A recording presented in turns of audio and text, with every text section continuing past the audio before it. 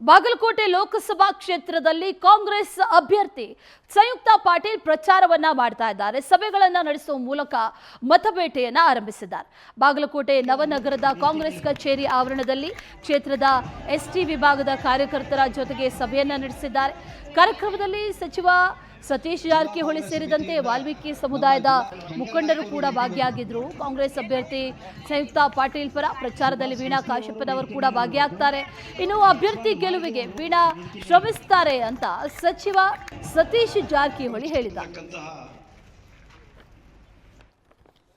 ನಮ್ಮ ಪಕ್ಷ ಶಾಸಕರಿದ್ದಾರೆ ಮೇಡಮ್, ಅವರು ನಮ್ಮ ಪಕ್ಷದಲ್ಲಿ ಅವರು ಆಕ್ಟಿವ್ ಕಾರ್ಯಕರ್ತರಾಗಿದ್ದಾರೆ.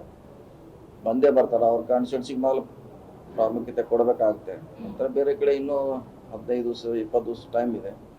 ಅವ್ರು ನಮ್ಮ ಪ್ರಚಾರ ಸಭೆಯಲ್ಲಿ ಭಾಗವಹಿಸ್ತಾರೆ, ಸಪೋರ್ಟ್ ಮಾಡ್ತಾರೆ.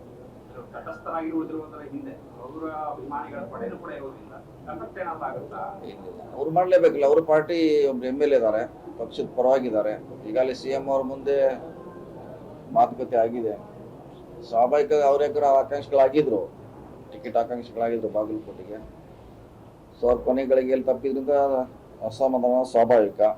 ಈಗ ಪಾಟೀಲ್ ಮೇಡಮ್ ಕೊಟ್ಟಿದ್ದಾರೆ, ನಮ್ದೆಲ್ಲ ಕೂಡಿ ಮಾಡೋದು ನಮ್ಮ ಕರ್ತವ್ಯ, ಡ್ಯೂಟಿ. ಅವರು ಮಾಡ್ತಾರೆ. ಅವ್ರು ನಮ್ಮ ಪಕ್ಷ ಶಾಸಕರಿದ್ದಾರೆ ಮೇಡಮ್, ಅವರು ನಮ್ಮ ಪಕ್ಷದಲ್ಲಿ ಅವರು ಆಕ್ಟಿವ್